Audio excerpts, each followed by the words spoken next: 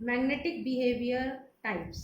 जैसे कि अभी अपन ने ये कहा कि हर ट्रांजिशन एलिमेंट या परमाणु एक छोटे चुंबक की तरह व्यवहार करता है, क्योंकि इनमें दोनों प्रकार के मैग्नेटिक मोमेंट उपस्थित होते हैं।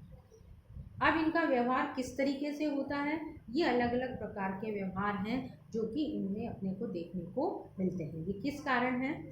जब किसी चुंबक को दो चुंबकीय ध्रुवों के बीच में रखा जाता है, चुंबक में या मैग्नेट में दो पोल्स होते हैं, एक नॉर्थ पोल और दूसरा साउथ पोल। जब किसी भी पदार्थ को उनके बीच में रखा जाता है तो ये देखा जाता है कि चुंबक की जो लाइंस हैं वो नॉर्थ से साउथ पोल की तरफ जाती हैं। लाइंस, मैग्नेटिक लाइंस जिन्हें अपन कहते हैं, ये नॉर्थ पोल से साउथ पोल की तरफ जाती हैं। ये इनकी डायरेक्शन होती है। तो जब भी अपन इस पदार्थ को, जो कि छोटे चुंबक की तरह व्यवहार कर रहा है, बाहरी चुंबकीय क्षेत्र के बीच में रखा जाए तो इन पर क्या प्रभाव दर्शाता है या क्या व्यवहार दर्शाता है, उसके आधार पर अपन ने इनको 5 भागों में डिवाइड कर रखा है। सबसे पहला जो है वो है डायमैग्नेटिज्म या प्रतिचुंबकीय डायमैग्नेटिज्म। दूसरा, हाँ, डायमैग्नेटिज्म, ये किसी भी पदार्थ को यदि अपन चुंबकीय क्षेत्र में रखते हैं तो चुंबकीय क्षेत्र में यदि अपन इनको रखते हैं तो ये पदार्थ अपने में से लाइंस ऑफ मैग्नेटिक लाइंस को पास होकर के जाने नहीं देती, अपितु ये इनको रिपेल करती है, प्रतिकर्षित करती है। और इसलिए ये देखिए यहाँ से बाहर की तरफ से लाइंस जा रही हैं, इनके में से होकर के मैग्नेटिक लाइंस नहीं जा पाती। इस प्रकार का जो व्यवहार होता है उन्हें अपन डायमैग्नेटिक व्यवहार कहते हैं। अब इसी कारण से यदि ऐसे पदार्थ की कोई छड़ या कोई भी रॉड अपन चुंबकीय क्षेत्र में मुक्त अवस्था में लटकाएं तो यह चुंबकीय क्षेत्र से लंबवत दिशा में व्यवस्थित हो जाती है। ये देखेंगे आप कि यहाँ पर लंबवत दिशा में ये व्यवस्थित होती है। ये क्यों हुई? क्योंकि किसी कक्षक में अपने को पता है कि हर कक्षक में 2 इलेक्ट्रॉन्स आते हैं और इनका चक्रण विपरीत दिशा में होता है, जिनकी स्पिन +½ और -½ होती है। अब अतः ऐसी स्थिति में एक इलेक्ट्रॉन द्वारा उत्पन्न किया हुआ चुंबकीय आघूर्ण दूसरे इलेक्ट्रॉन द्वारा उत्पन्न किया हुआ चुंबकीय आघूर्ण दोनों बराबर हो जाते हैं, बैलेंस हो जाते हैं, और जो नेट अपना चुंबकीय आघूर्ण म्यू का मान जो होता है वो 0 के बराबर प्राप्त होता है। अर्थात ऐसे पदार्थ जिनमें सभी इलेक्ट्रॉन्स युग्मित होते हैं, अयुग्मित इलेक्ट्रॉन नहीं होते, ये इस तरीके का व्यवहार दर्शाते हैं, जिसे कि अपन डायमैग्नेटिक व्यवहार कहते हैं।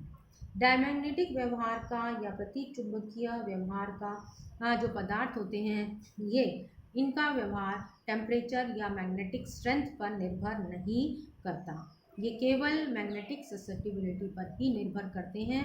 ताप का इस पर कोई प्रभाव नहीं है और मैग्नेटिक स्ट्रेंथ का भी इस पर कोई प्रभाव नहीं पड़ता। ये जो व्यवहार है ये इनका थोड़ा वीक व्यवहार होता है, जो कि मैग्नेटिज्म में अब देखने को मिलता है।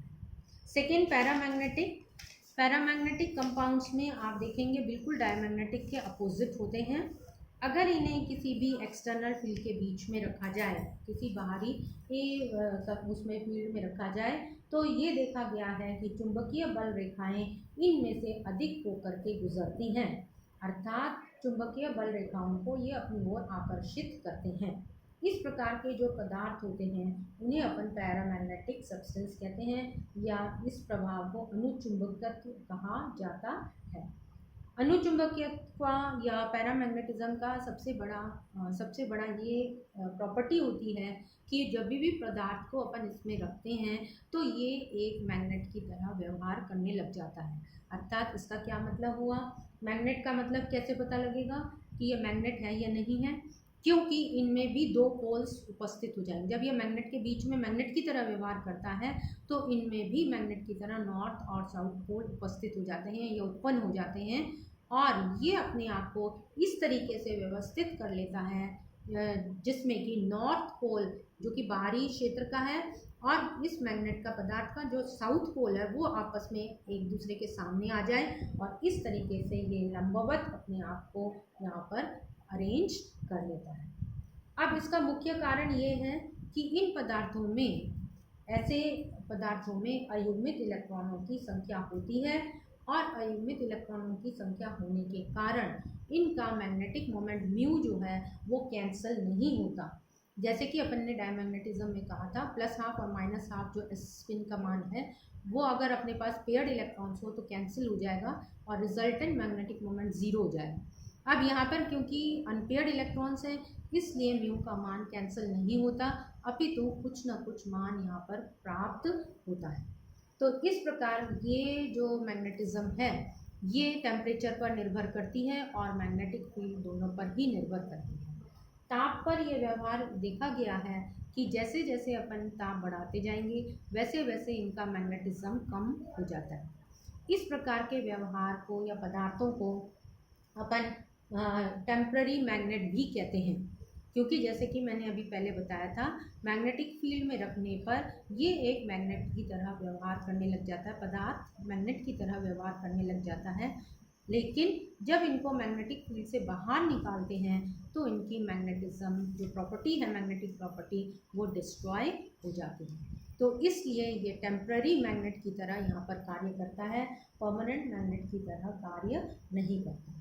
अब ध्यान देने वाली बात ये है कि यदि अपने पास D9 केस का कोई भी पदार्थ उपस्थित है और इस D9 केस में एक अयुग्मित इलेक्ट्रॉन उपस्थित होता है, बाकी सारे पेयर्ड इलेक्ट्रॉन्स हैं, तो पेयर्ड इलेक्ट्रॉन्स के कारण डायमैग्नेटिक प्रॉपर्टी दर्शाई जाएगी, जबकि अनपेयर्ड इलेक्ट्रॉन के कारण पैरामैग्नेटिक प्रॉपर्टी दर्शाई जाती है। तो इस प्रकार का जो यौगिक या तत्व है वो पैरामैग्नेटिज्म दर्शाएगा या डायमैग्नेटिज्म दर्शाएगा। तो इस केस में वो पैरामैग्नेटिज्म दर्शाएगा क्योंकि पैरामैग्नेटिक प्रॉपर्टी जो है काफ़ी स्ट्रॉन्ग होती है और केवल एक अनपेयर्ड इलेक्ट्रॉन के कारण भी पैरामैग्नेटिज्म दर्शाई जाती है। तो इसलिए ये कहा जाता है कि एक भी अनपेयर्ड अगर इलेक्ट्रॉन होगा तो पदार्थ या जो तत्व है वो पैरामैग्नेटिक व्यवहार ही दर्शाएगा।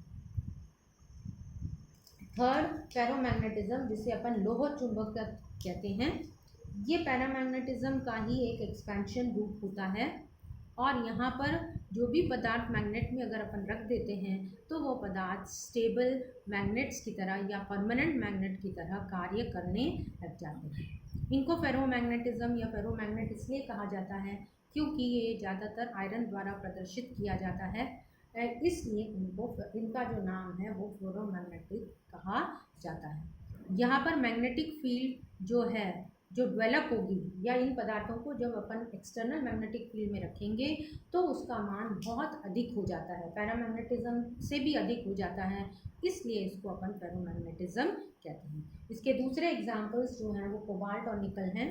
कोबाल्ट और निकल भी इस प्रकार का व्यवहार दर्शाते हैं। अब यहाँ पर आप देखेंगे कि ये अपना फेरोमैग्नेटिज्म वाला पार्ट है, अगर इनको अपन मैग्नेटिक फील्ड में रख देंगे तो सारी लाइंस जो हैं वो पदार्थ में से होकर के जाती हैं, इसलिए मैग्नेटिक फील्ड की जो तीव्रता है वो बढ़ जाती है, पैरामैग्नेटिज्म से भी अधिक बढ़ जाती है और इसलिए ये जो अपन कहते हैं neighbouring atom shows parallel spin, ये सारे नेबरिंग एटम्स जो हैं ये पैरेलल स्पिन दिखाने लग गए हैं और इसलिए मैग्नेटिक फील्ड का मान यहाँ पर बहुत ज़्यादा हो जाता है। इस पदार्थ को एक्सटर्नल मैग्नेटिक फील्ड की तरफ से बाहर निकालने पर भी ये मैग्नेटिक व्यवहार दर्शाता है, अर्थात ये परमानेंट मैग्नेट के रूप में प्राप्त किया जा सकता है। ये फेरोमैग्नेटिक की इम्पॉर्टेंट प्रॉपर्टी होती है।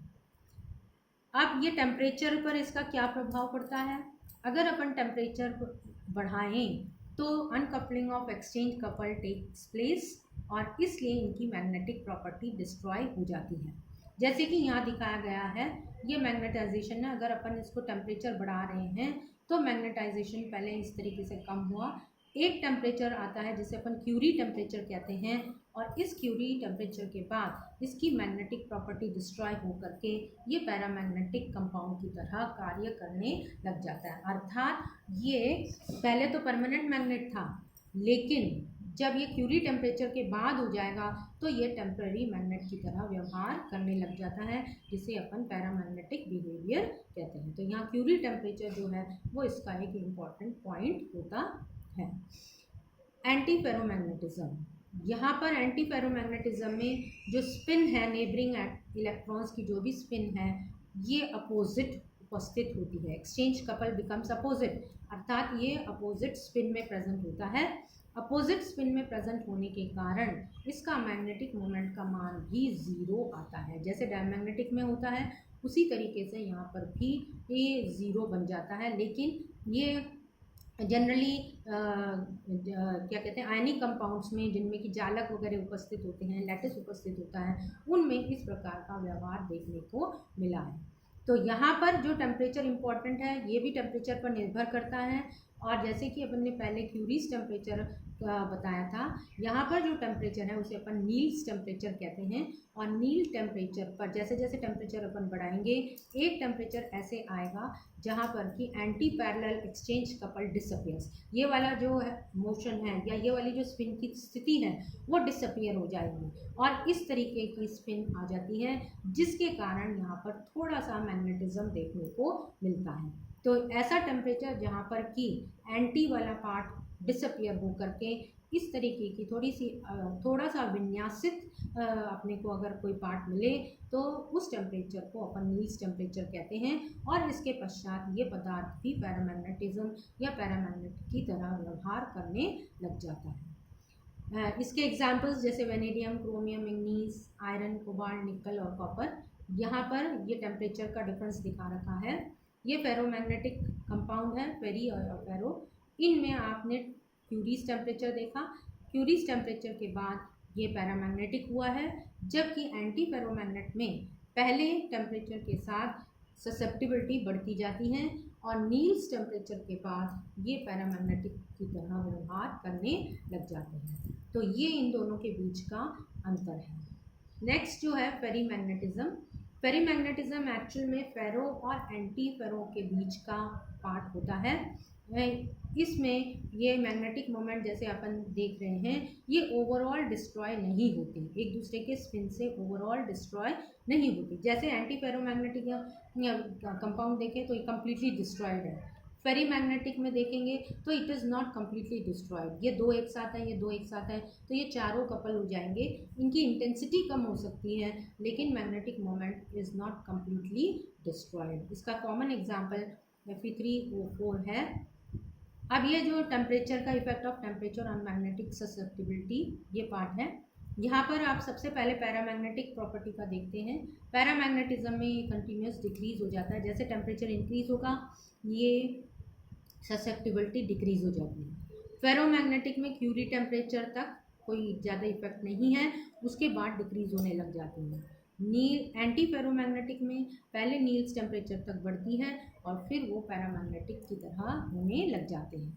तो ये क्यूरी टेम्परेचर और नील टेम्परेचर के बाद फेरो और एंटी फेरो दोनों पैरामैग्नेटिक की तरह व्यवहार करते हैं और ये तीनों इस तरीके का यहाँ पर व्यवहार